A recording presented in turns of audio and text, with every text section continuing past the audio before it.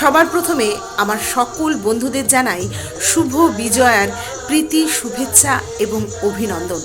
প্রত্যেকে ভালো থাকো তোমরা, মায়ের কাছে এই প্রার্থনাই করি। তবে হ্যাঁ, সবথেকে দৃঢ় সত্যি কথা আজ তোমাদের বলবো, যখন দুধ কেটে যায় সেটা দইয়ে পরিণত হয়। সেক্ষেত্রে দুধের তুলনায় দই কিন্তু অনেক মূল্যবান হয়ে থাকে। আঙুরের রস যখন টক হয়ে যায় তা মদে পরিণত হয়, যা আঙুরের থেকে অনেক গুণ বেশি দামে বিক্রি হয়ে থাকে। মানুষ নষ্ট হয়ে গেলে আরও পরিণত হয় কিভাবে?